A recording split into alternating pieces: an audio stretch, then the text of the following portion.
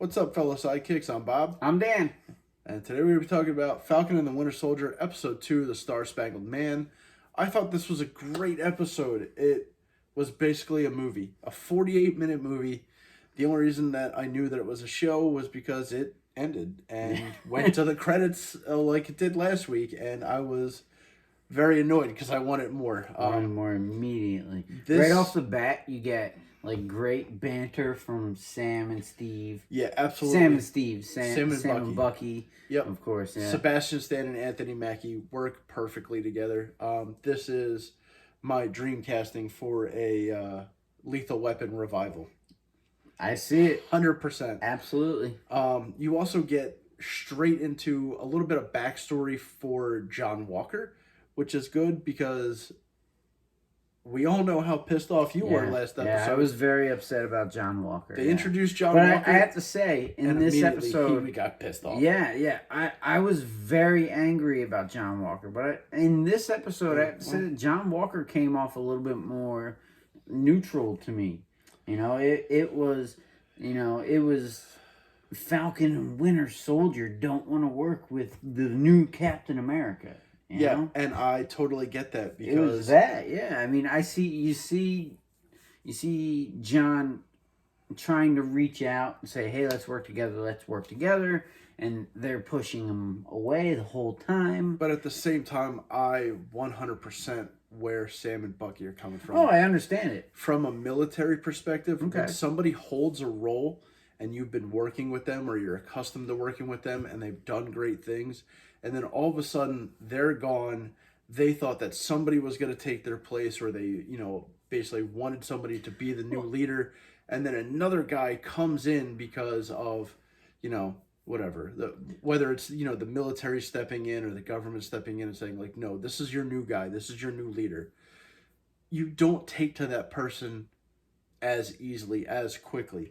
Now, that being said, I see where you're coming from, because there was that whole battle scene in the beginning, where Bucky with his zero tactical skills runs to the lead truck and jumps in the back, letting them know that he's there. That bothered me so fucking much. It bothered me so much. But we get through the end of that battle scene where, we find out that basically these people all have superpowers. Yeah, they're all It's not one of the big three, Sam. They all got superpowers. Yeah. But, John rolls by in a Jeep, and Bucky and Sam are walking, and they just keep on walking past them, even though he offers to give him a ride. Yeah. And I'm like, dude, just get in. You're going to want to work with this guy. He's the new Captain America. He's clearly highly trained and highly proficient what he does. He's clearly got a highly trained number 2 in, spoiler, it's Battlestar. But yeah, it's Battlestar. The fifth Battlestar, a great throw out fucking name right there. Yeah. It's amazing. Lamar Hoskins. I really hope they do something really cool with this character. But these two just they walk on by like, yeah, fuck basically. And I'm like, no, dude, come on. I get it. You don't really want to work with the guy, and if you're a comic book reader, you don't want to work with this guy. And I can completely understand why. I can completely understand that they're coming at it, like Sam's coming at it, especially Sam and Bucky. They're both coming at it from the point where, how dare you pick up this mantle? And they're 100% fucking right. But they're also 100% wrong. But let's go back for a second. I think this is the point where, maybe this is Marvel's design that they're using the Captain America name, but we don't know. Maybe this is their design, but perhaps if they meant to use the Captain America name, maybe they could have used U.S. Agent in this place. I think that there's a chance that they could have definitely gone with the U.S. Agent route, but. And then John Sam Walker was a captain. Maybe that plays into the fucking into the show. I don't know. Be. But John Walker was Captain America first. I know, but and then U.S. Agent. Look, the MCU doesn't have fucking any problem taking liberties. No, none whatsoever. That's why I think it's going to be interesting to see if the name Captain America comes into play greatly. You know, I'm if it's still- the name that's the problem. I'm still hoping for Captain America Captain America Falcon. Falcon. Yeah, Falcon. I think you're gonna see it. Dude, if we could get Sam in the red, white, and blue Falcon suit with the shield, I'd be happy. Or I think you're gonna see it. Split it where he's Captain America, Falcon, and we got a new Captain America and Bucky. With he had that like shiny suit when he was Captain America, and he carried the old pistol and everything. It'd be great. The pistol. That's another thing that I really digged about John Walker. That he's got a gun on his side? He has a gun. Yeah, well, that's because he's not the super new powered. Captain America ain't afraid to pack. No, well, he's a new super soldier, and he's not actually a super soldier. Exactly. This dude is, first of all, they mentioned something about him having like 3 or 4 Medal of Honors. Look, I'd have been blown away if they just said 2. You didn't have to go overboard and say that he won 3. For one dude to win 1 and still be able to serve me as a veteran, I'd have been like, yeah, that's not cool. John Walker. He's fucking John Wayne with an erection. Yeah, seriously. But if they had said he won 2 and was able to serve, I'd have been like, yo, cool. But y'all had to go with 3? Come on. Like, maybe like some silver stars or purple hearts. First person. Yeah. But like, but I think that's their point. They want their point is he's awesome. Quintessential amazing fucking soldier who's just a normal guy. Every guy. A normal guy. Exactly. I get it. Yeah. And we get the whole scene of him in his, old high school locker room, and he peels off the label and it says JW10, which is John Walker, his probably his number. And that's what I mean. They did a great job this episode. They making you humanizing him and making him a little bit, a little bit more likable. And it worked. Yeah, I have to say, it absolutely fucking worked for me. It really did. It worked for me too in the fact that when they left off on episode 1, he just walks out and you're like, yo, because fuck that this guy. stung. Yeah. Like, nobody was more hurt than me. I don't know if you noticed, but did you see that his Captain America helmet fit better? It looked a little bit better in this episode. Absolutely. It definitely looked better. It was the government's put a lot of plan and thought into John Walker being Captain America. Yeah. Oh no, absolutely. And the only problem I have at this point in the show is don't call him fucking Captain America. He's not Captain America. I'm with you. Call him U.S. agent from He's U.S. fucking agent. And he even points out that that like he is the government. Right. He's and that's why. But also, I think maybe Bucky and Sam don't want to work with him because they know that they need to play outside of the rules of Captain America. And you know what? That's a great point. That's a great point. Because they find out that they're dealing with a group of superpowered teams, people who are all taking some formulation of the super soldier serum. That's a great point. And they need to work outside of those rules the way the Avengers would. And Captain America, especially a new Captain America, necessarily wouldn't be able to go outside of the rules and the regulations. And he wouldn't. He would never cross 100%, the fucking lines. Especially John Walker, he makes it a point to say that he's just trying to be the best soldier that he can be. Right. So and that John means Walker is the type of soldier that isn't afraid to cross that line. Yeah, but this John Walker apparently does not want to cross those lines. But he's at least not that we've seen. We know that he will. 100%. And I think that there might even be a rift between him and Battlestar at some point about the lines. I think we really need to like make a point that the John Walker we've seen so far might not be the John Walker that we think he is. No, he's not the John Walker we think he is. And that's why if you know anything about comic book John Walker, he's not a great guy. Not at all. He's not even a little bit. But maybe that'll play into a rift between him and Battlestar. I really hope that's where they take him. Because, Battlestar's a good... I don't even want to say what type of he's person the fifth Bucky. He was the fifth Bucky. Lamar Hoskins, it's a great little nod He becomes a great person. Yeah, Lamar Hoskins he's a good character. A great character. And, we talked about that battle where we get to see that these new flag smashers are, this group, they're all somehow powered. And they name drop at one point throughout the show, the power broker. Mm-hmm. I had big Dude, questions about this. I got a moto boner. I got a fucking nerd boner when they I name was drop when Broker. they did that, I was thinking, all right, Power Broker is Zemo. It's not Zemo. In the show, I was thinking though. No, I think they're gonna go with. So Power Broker is gonna be Zemo. I think they're gonna go with the they're gonna classic cut to Zemo being there like a kingpin, almost then, like in that purple suit, right, in that purple hood that they've already showed. Exactly. So no. right after that, nope. we gotta go talk to him, and I was like, how are they gonna talk to the Power Broker Zemo? You know, and then I was like, oh shit, they're meeting him in jail. He's not the fucking Power Broker. Nope. I was freaking out while watching this, trying to tell my wife all this shit. She's looking at me like I'm an idiot. Oh yeah, no, believe me, I was taking notes. I was like hitting pause and trying to rewind things and like shit, I missed something. Dude, I think they're gonna go with lot of shit. Who do you think it is? I don't know, but I think they're gonna go with a classic Power Broker. It's one guy who controls maybe not like he has like a gift or something like that. He was able to perfect a super soldier serum of some kind, and he gives. I think you're right. And he gives this out because I think you're right. Flag Smashers know like who he is and what he is, but I don't gets a text. Carly Morgenthau, which in the comics it was Carl Morgenthau, was the Flag Smasher, a single character. They gender bent the role for this a little bit.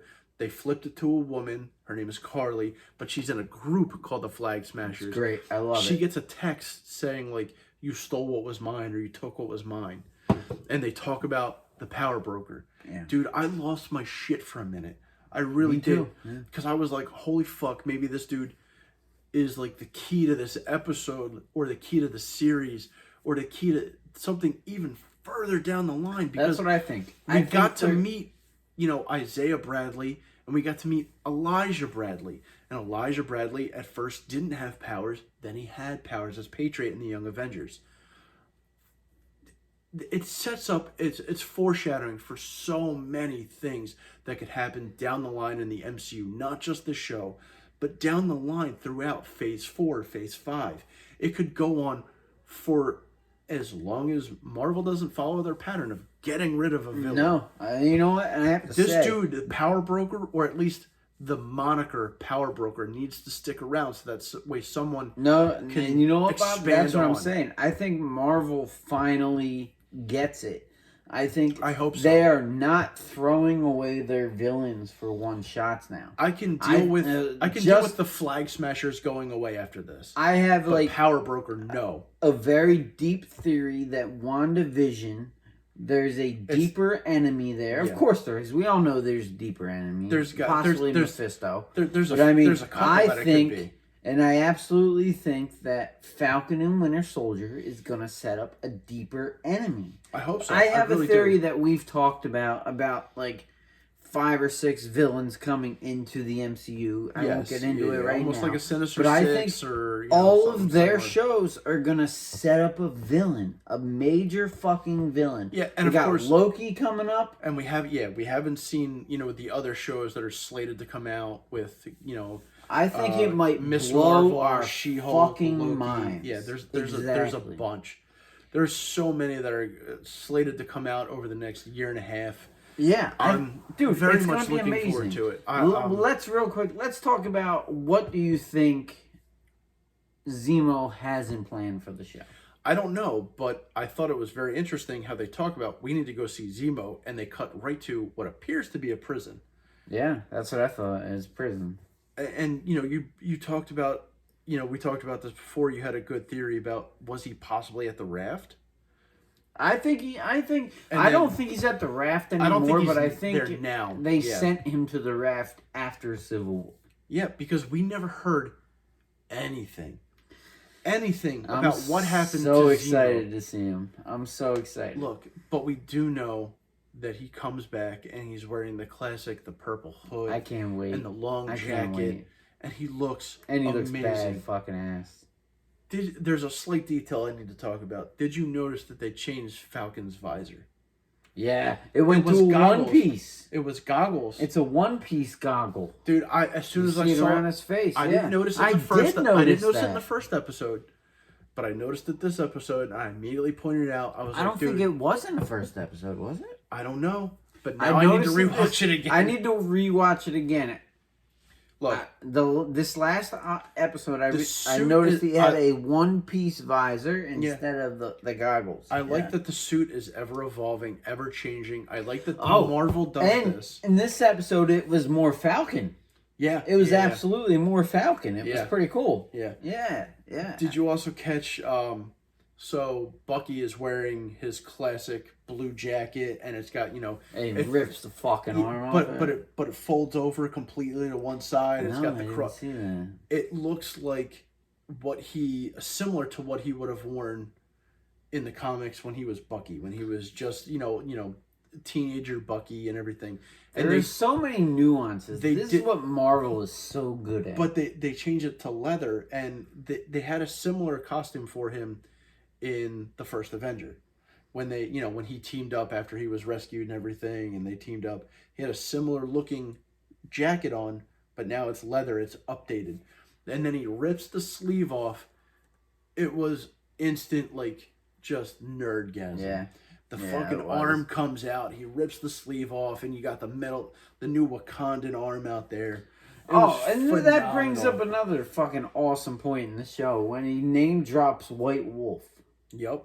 I mean, come on. Dude, this whole episode... White Panther. No, it's White Wolf. Come on, man. This whole episode is filled with so many things. It's such Dude, good when he- fucking fan play. When he talks about, reading Lord of the Rings back in, like, whatever, when it Exactly. came out. In 37. No, I read it when it came out. I Dude. mean, this show is, like, Again, it's so far. But it goes back to the writing, the directing, the acting. It's all on point in this episode. It really is. This show is possibly... You're seeing the MCU as a well-oiled machine that's just not on autopilot, but with writers who know what they're doing. Yeah. It's With really directors well done. who know what they're doing, with actors who they've been working together for a long time. I mean, Sebastian Stan and Anthony Mackie go back to Civil War. Mm-hmm. They're friends. They bicker with each other on Instagram and everything.